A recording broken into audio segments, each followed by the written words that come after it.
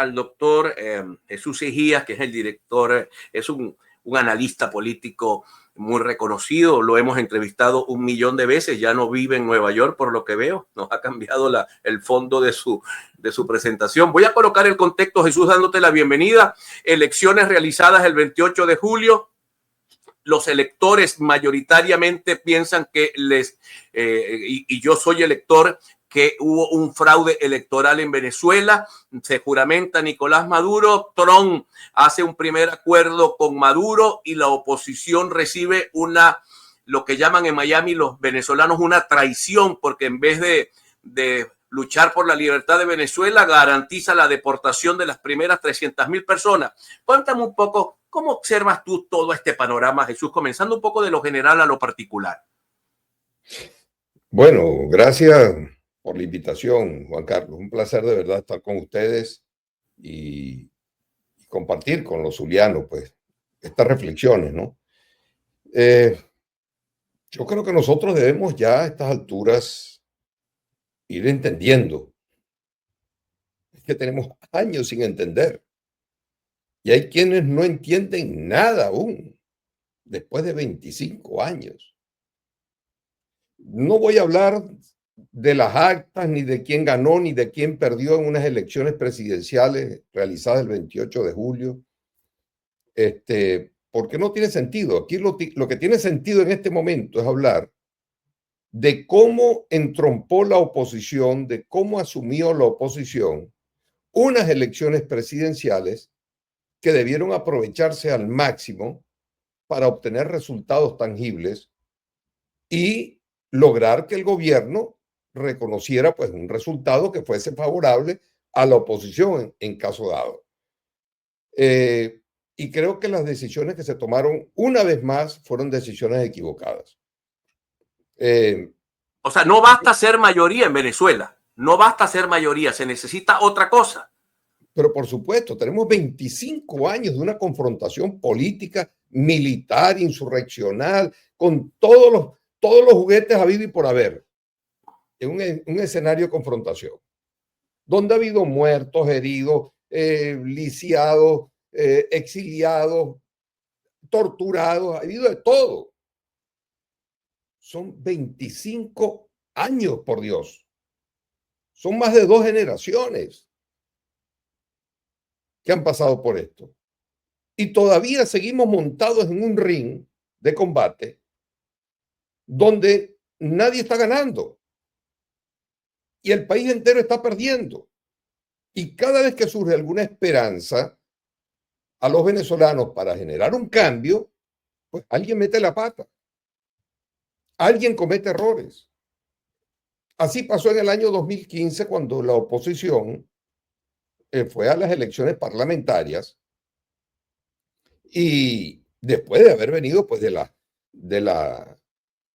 elecciones de Chávez Capriles, luego Maduro Capriles. Maduro gana por 1 punto, pero pudo haber perdido por 1 punto. Y ya sabemos que la oposición no puede ir a un proceso electoral con 1 punto de diferencia con el chavismo. Las encuestas nuestras decían que iba a ganar Maduro por 1 punto, pero Capriles venía subiendo aceleradamente y se podían haber cruzado las líneas y haber ganado Capriles por 1 punto. Pero eso no es suficiente. Ya vimos lo que pasó en Barinas. Se ganó por 1 punto y el gobierno no aceptó y mandó a hacer de nuevo las elecciones y ya vimos pues cómo es el juego. Pero esta vez se les ganó por 40 puntos. Igualito no funcionó. ¿Qué fue lo que no funcionó esta vez, en tu opinión? Bueno, sencillamente el candidato no era la persona adecuada. Y cuando digo la candidata, me estoy refiriendo a María Corina Machado.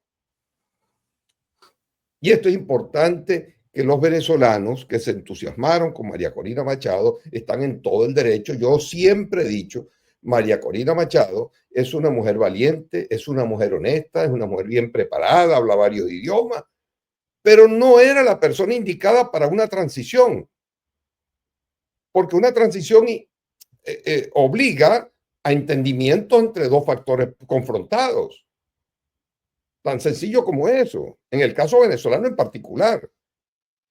Y ella no está es decir, no cree en la transición. Ella lo que cree es que el gobierno firme un acta de rendición, de claudicación, y le van a dar como, digamos, como el máximo incentivo, un salvoconducto para que se vayan a vivir un exilio dorado. Y Ahora, eso para el gobierno. Entonces, el tema Jesús, es que... pero permíteme algo. Podemos decir con claridad que el marco de referencia, el marco de cosas que está sucediendo en Venezuela no es un marco democrático. Y la gente no puede pensar que estamos en una democracia y que esto va a ocurrir como ocurre en las democracias típicas, que el que gana, gana y el que pierde, pierde. ¿Reconocemos eso? Digo, ¿es tu opinión que no estamos en una democracia en Venezuela? Llevamos 25 años donde la oposición viene diciendo que estamos en una dictadura, en una autocracia, en totalitarismo, en una corporación criminal y 40.000 epítetos y cosas que se han dicho. La pregunta en todo caso es decirse cómo un gobierno que ha sido calificado por algunos opositores radicalizados como una corporación criminal va a estar haciendo elecciones. ¿Para qué? ¿Qué sentido tiene? Sin embargo, en Venezuela no han dejado de hacerse ninguna de las elecciones establecidas en la Constitución Nacional. ¿Que el gobierno juega duro? Sí. ¿Que el gobierno hace trampa? Sí. ¿Que hace fraude? Solamente el caso de Andrés Velázquez, creo que fue en el 2017, o antes, es el único caso donde se comprobó que hubo fraude. Inclusive, las elecciones del 28 de julio fueron impecables. Que el gobierno no quiso reconocer lo que la oposición sostiene con sus actas, etcétera, etcétera, ya entramos entonces en el campo no electoral, sino en el campo político. Un gobierno que le ha dicho, y mira, y yo quiero hacer un paréntesis, Juan Carlos, porque yo venía hablando del tema del 2015, porque no es la primera vez que pasa esto. En el 2015, o mejor dicho, desde el 2014 hasta hoy, la agenda opositora la viene manejando digamos, un nivel estratégico manejado por 2, 3 personas, María Corina Machado, Leopoldo López, Antonio Ledesma, Julio Borges, desde el año 2014 hasta hoy. Esa ha sido la única agenda que ha dominado, inclusive que es la agenda del Maduro vete ya, la agenda insurreccional, la agenda de buscar que los militares le den un golpe a Maduro, etcétera, etcétera. Y resulta que las veces que han ido a elecciones, en el caso del 2015, fueron a elecciones muy presionados, no querían al comienzo, ¿no? Sobre todo María Corina Machado, costó mucho convencerle de que había que ir a elecciones. Pero resulta que Henry Ramos, en vez de hacer acuerdo con quien se había aliado, que era con Primero Justicia, razón por la cual obtuvo la cantidad de diputados que tuvo, porque sin esa alianza, Acción Democrática no saca ni 8 diputados. Henry Ramos decidió comprarle a Leopoldo López la tesis del Maduro vete ya para que lo designaran a él como presidente de la Asamblea Nacional.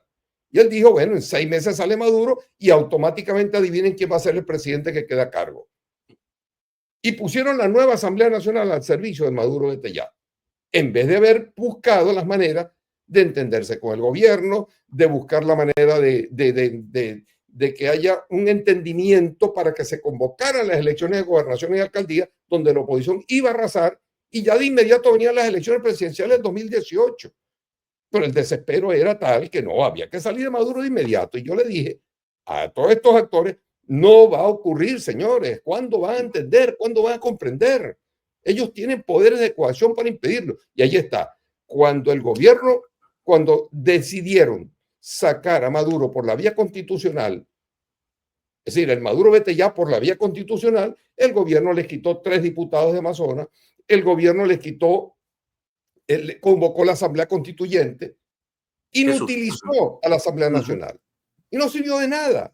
En esta oportunidad lo que está en juego no es una asamblea, es el gobierno, es el poder. Claro. Y el gobierno dijo para el 2000, estas elecciones del 2024, el gobierno dijo 1 y 1000 veces, señora Machado, no le vamos a entregar el poder. Nunca vamos a entregarle el poder a la oposición ni por las buenas ni por las malas. Muy bien, Jesús. Permíteme, Jesús, permíteme que debo ir al corte de publicitario, que tú sabes que eso es ley de televisión, es ley de medios. Vamos al corte, entonces terminas la idea al corte, al regresar, y nos vas a decir entonces cuáles fueron los aciertos y qué fue lo que debió haberse hecho para ganar y cobrar y que hubiese iniciado en Venezuela una transición como todo el mundo esperaba. Ganar, cobrar y a iniciar la transición. A retorno con Jesús Ejías. Amigo, nuestro invitado Jesús Ejías, estábamos cerrando una idea sobre el tema de a dónde llegamos, pero llegamos, y ahora cuáles han sido los errores que se han cometido, lo bueno, lo malo y lo feo del proceso que yo decía en algún momento, Jesús, y disculpa que me adelante yo decía, con un tipo con 15 millones de dólares sobre su cabeza y con una amenaza de yo no te quiero muerto, te quiero preso, ese no le entrega el poder a nadie. Ese se amarra en el poder porque sabe que lo que le espera es una cárcel en Guantánamo. Pero la opinión acá es la tuya. Te escuchamos. Bueno, déme un segundito porque aquí le perdí la imagen. Te estamos viendo muy bien. Ok. Ok, vamos a hacer lo siguiente. Listo. Bueno, fíjense ustedes, dejaste una pregunta en el aire sobre qué hizo mal la oposición en este caso. Si el gobierno advirtió varias veces que no iban a entregar el poder, obviamente había que tomar en consideración eso. Y especialmente a María Corina Machado. Le dijo, señor, usted no va. Y no busca alternativa distinta porque no le va a valer. Ella buscó a Corina Llori, también le inhabilitaron. De pronto surge el nombre de González Urrutia y el gobierno lo pensó. Y fíjate que González Urrutia llegó hasta el final de la campaña. Y yo decía, pero qué raro que ni siquiera lo vayan a inhabilitar. Y el cuento corto es que el gobierno quiso entenderse con González Urrutia. El gobierno envió al jefe del SEBIN, ¿cómo se llama? López, creo que se llama. Ajá, González López. González López, y se reunió con González Urrutia en su apartamento para ofrecerle protección. Y González Urrutia aceptó. La vicepresidenta Delcy Rodríguez quiso establecer contacto con él. El gobierno sabía, o sea, está convencido que iban a ganar las elecciones y que Gonzalo Urrutia a lo mejor iba a hacer un paseo por las características de él, un hombre mayor, un hombre que no tiene ese fuelle que tienen los demás políticos. Y bueno, pero hay que conversar con él a ver qué tiene en la mano por si acaso el gobierno pierde las elecciones. El cuento es que María Corina Machado se opuso total y absolutamente a las conversaciones con el gobierno. ¿Sí? Se opuso. Y durante toda la campaña se dedicó a decir que la candidata era ella. Y le dijo a Maduro, Maduro, es conmigo con quien te vas a entender. Y el día de las elecciones, en la noche, cuando se dio la rueda de prensa que le correspondía hablar al candidato, a González Urrutia, teniendo el micrófono él en la mano para comenzar la conferencia de prensa nacional e internacional, y María Corina le arrebató el micrófono y dijo, hablo yo primero. ¿Dónde se ha visto eso alguna vez en la vida? ¿Dónde? El mensaje fue para González Urrutia, los que los estaban viendo. No, eso fue un mensaje directo a Miraflores. Y le están diciendo a Miraflores, señores, es conmigo con quien se van a entender, soy yo la que va a gobernar. Y recuerden que lo único que tienen como incentivo para llegar a un acuerdo es un salvoconducto para que se vayan del país. Esto va a ser borrón y cuenta nueva. Aquí lo que vamos a hacer es caída y mesa limpia. El que ganó se lleva todo y el que perdió pierde todo. ¿No midió María Corina el poder del adversario? Tiene 25 años sin medirlo. 25 años sobreestimando sus propios poderes. 25 años fanfarroneando de poderes inexistentes. 25 años confiando en que ya está listo Maduro, que ya va a caer Maduro, que Maduro le falta poco. Oh, por Dios. Ahora, Jesús, Entonces, mira, el tema es adelante. Ujú, que metieron preso a toda la plana mayor de 20 de Venezuela ujú. y María Corina no ha hecho nada para que se lo liberen. Inhabilitaron a Corina Llori y no pasó nada. Judicializaron más partidos políticos de oposición y no pasó nada. Encarcelaron un gentío y no ha pasado nada. ¿Cuáles son los poderes? Se convocó para el 9 de enero una marcha con visos insurreccionales, además, porque ese era el fondo de la idea, ¿no?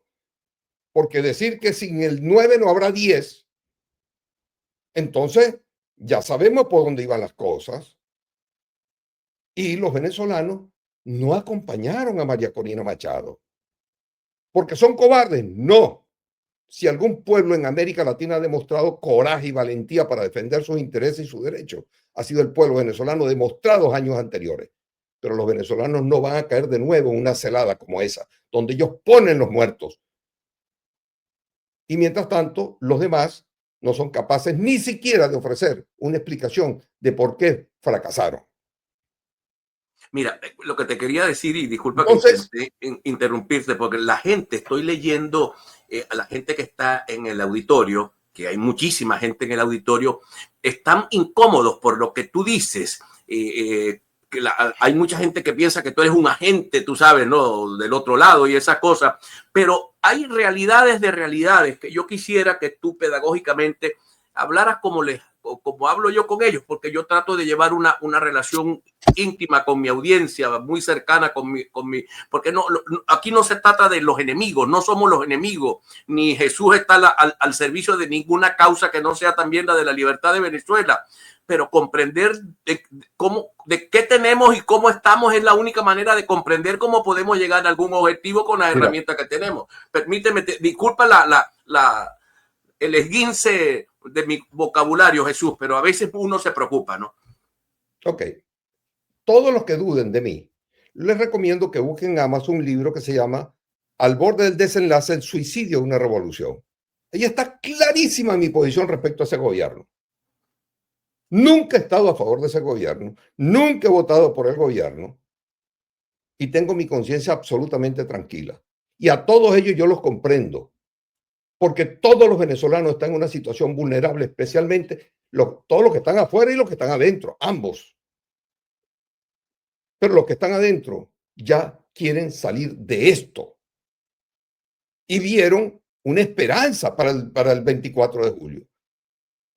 Pero nada costaba si el gobierno te está advirtiendo que no te va a entregar el poder, si te está diciendo que tiene poderes suficientes para impedirlo y tú no tienes poderes para evitarlo, pues empieza a jugar inteligentemente. Nada costaba dejar a González Urrutia al frente de todo el proceso, no buscar esconderlo para que no le hiciera sombra a nadie, sino que él quería un gobierno de transición. Que él haya cambiado de posición ahora, bueno, eso es harina de otro costal. En aquel entonces él Claro. tenía una posición de buscar un gobierno de transición que implica consenso con el gobierno, acuerdos con el gobierno y cuidado, sino también una coalición con el gobierno para establecer un gobierno de coalición. O sea, María Porque Corina así debió haber son, permitido que el rol rector de este proceso lo llevara el candidato presidencial. ¿cómo dices, perdón? María Corina debió haber permitido que el rol rector de todo el proceso lo llevara el candidato presidencial y no esta especie de bicefalía del poder de la oposición. Por supuesto. Y yo se lo dije, se lo escribí a María Corina en un texto, la felicité por la decisión de haber desistido de buscar otro candidato, o ella o quien sea, y apoyar a González Urrutia, y la felicité. Le dije, mira, todo tiene su tiempo. Un paso primero y otro después. Nunca María Corina Machado va a ser candidata a nada mientras el gobierno esté en las condiciones que está de posicionamiento. Y a quien le correspondía era un gobierno de transición primero que nada, para que ese gobierno de transición facilitara un cambio institucional que permitiese que María Corina Machado posteriormente pueda aspirar a algún cargo. Pero mientras el chavismo gobernante esté en el poder, ellos decidieron no entregarle el poder a quien ha amenazado varias veces con cortarle la cabeza, por Dios. Es un tema tan elemental, tan básico. No saber contar los cañones antes de ir a una guerra. Es no entender cuáles son los poderes de coacción que tiene el gobierno. Jesús, permíteme un segundo que Entonces, voy a despedir al Canal 11 del Zulia. Le agradezco a los compañeros. Nos reencontramos el lunes y continuamos con nuestra inmensa audiencia en las redes sociales, mis queridos amigos, con Jesús Egía. Continúa la idea, Jesús, discúlpame. entonces yo le digo, y repito, aquí no se trata, esto no es un tema de que tenga algo personal contra María Corina, no, todo lo contrario, yo la respeto. Pero no era su momento, ni debió decirle a los venezolanos que su tesis de provocar la rendición del gobierno era lo correcto, porque ella sabe que no tenía poderes para lograrlo. En Venezuela ya no hay posibilidad de una insurrección popular y lo vimos el 9 de enero. No hay posibilidad de un golpe militar y ya lo vimos el 10 de enero. No hay posibilidad de que vayan los marines. Y las sanciones son lo más inútil que puede haber para tú sacar a un gobierno que juega duro, que Maduro hoy día, que Trump respeta hoy día a Maduro más que antes, y que sabe perfectamente que Maduro es de los jugadores duros. Es de los jugadores duros en el... O sea, no es un Yamid Mahuad de Ecuador, que con una gran manifestación puso el cargo a la orden. O Fernando de la Rúa en Argentina, que con grandes manifestaciones se fueron corriendo.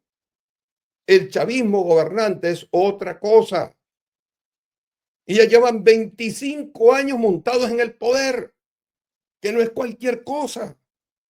Cuesta mucho tener un nivel de desprendimiento personal, de no ser caprichosos y tercos, de buscar las maneras de que haya una salida consensuada, porque todo el mundo la necesita. La Venezuela de hoy no le sirve a nadie, ni a la oposición, ni al gobierno, ni a Maduro, ni a María Corina, ni a Edmundo González Urrutia, ni a nadie.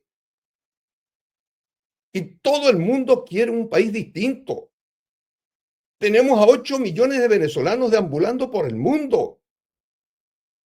Ahora estos, los que están en Estados Unidos, ya recibiendo ese balde de agua fría, de tener 300.000 venezolanos de los 600 que hay, que tienen que irse de los Estados Unidos porque Trump no los quiere, por la razón que sea.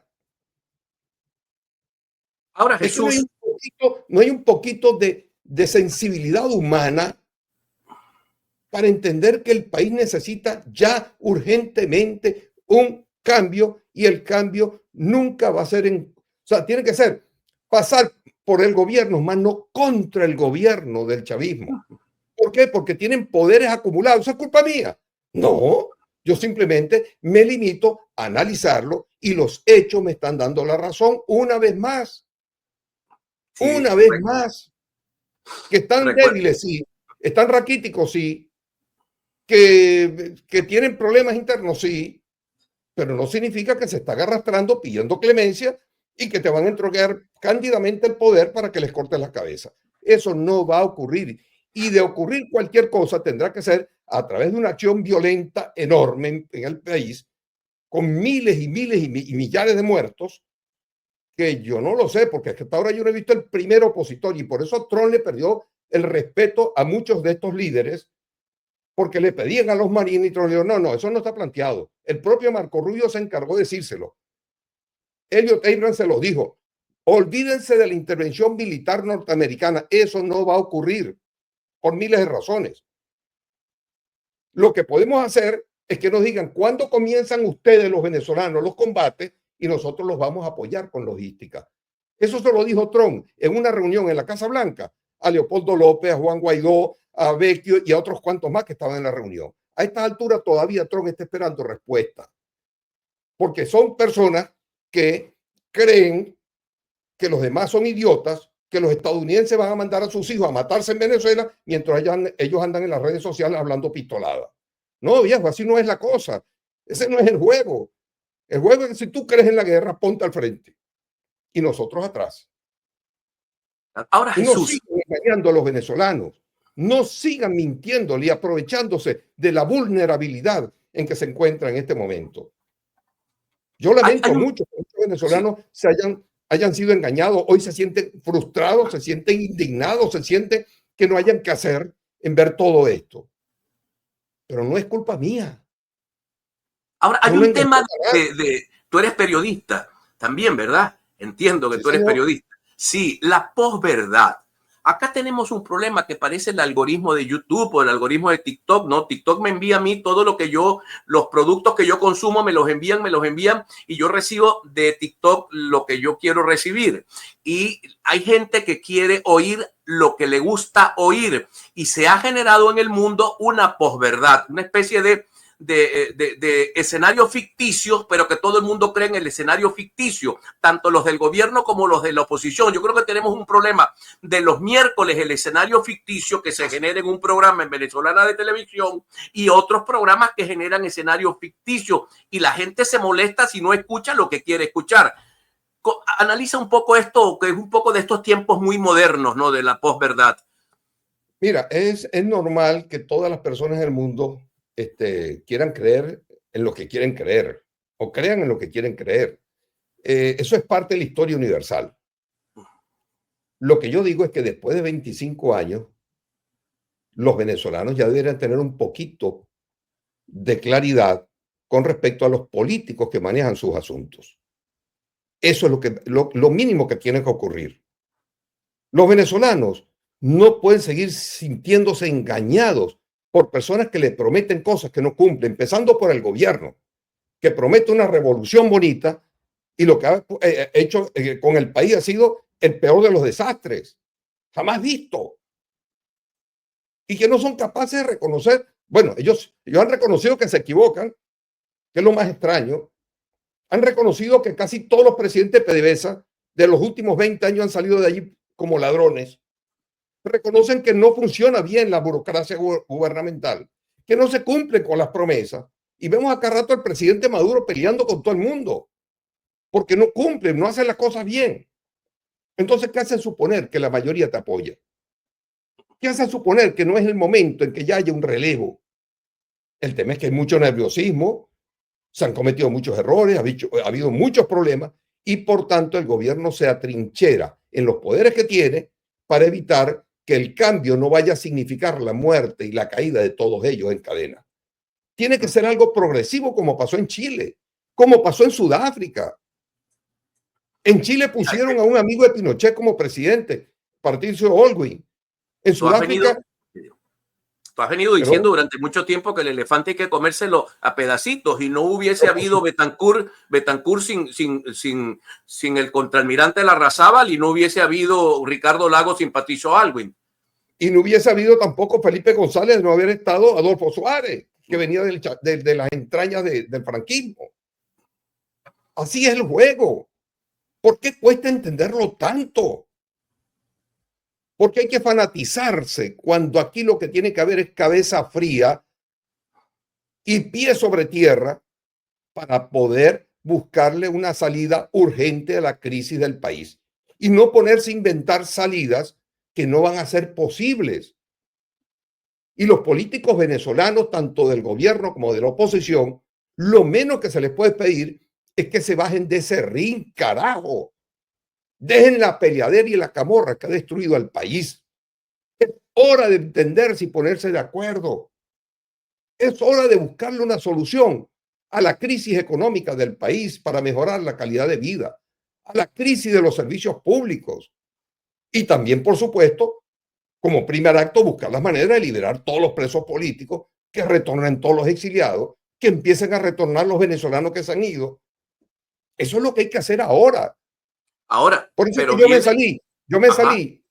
me salí, Juan Carlos, y perdona que te haya interrumpido porque no quiero que se me vaya esta idea.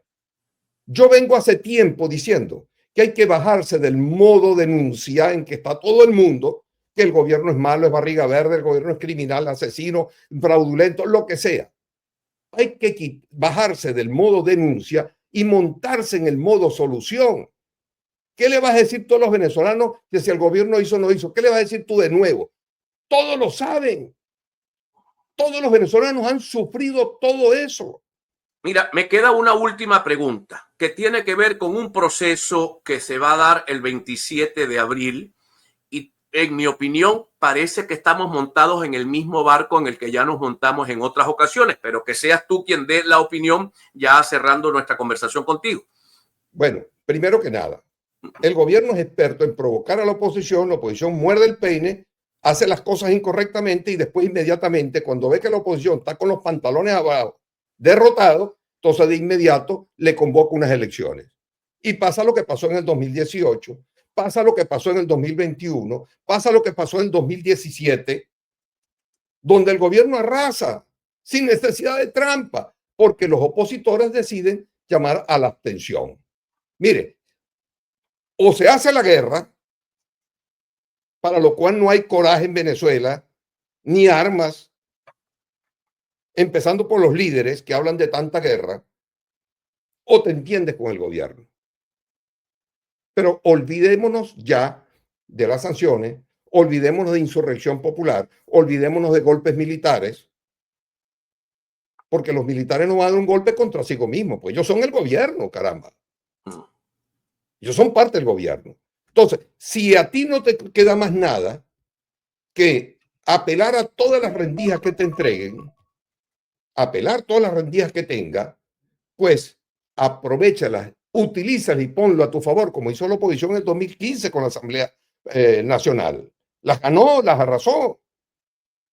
Y ahorita, de haber actuado de una manera inteligente con González Urrutia, pudo haber ocurrido un desenlace distinto al que estamos viendo hoy. Pero no, se impuso la tesis, repito, del Maduro, vete ya, el todo nada, y eso no va a ocurrir. No va a ocurrir. Es un elefante político que está, repito, que está cojo, sí, que está raquítico, sí, que tiene problemas, sí, pero es un elefante. Y los elefantes se comen en rodajas. Participar en las próximas elecciones es una obligación política y ciudadana, porque no tienes otro camino además.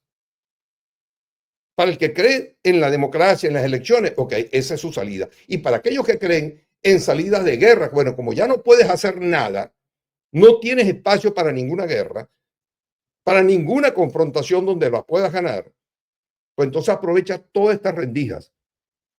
Porque en el Zulia, los zulianos tienen que escoger cuál es el mejor camino para gobernar al Zulia.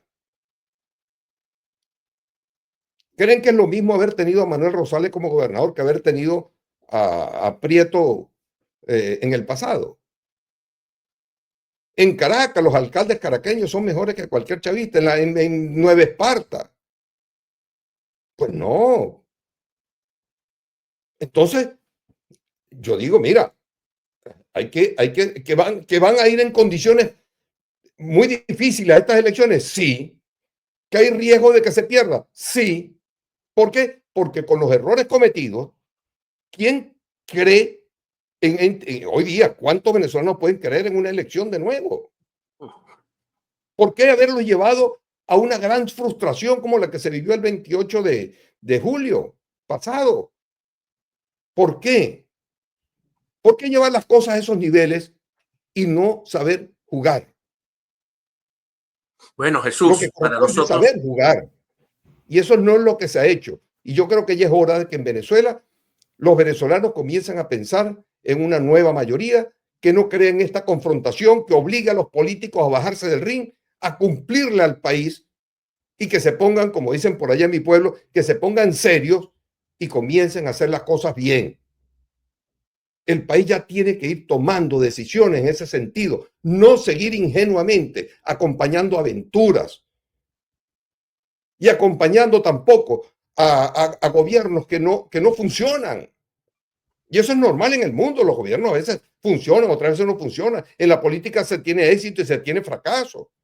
Eso es absolutamente normal. Hoy estás en el poder, mañana a lo mejor no, y luego vuelves al poder como pasó con Lula da Silva.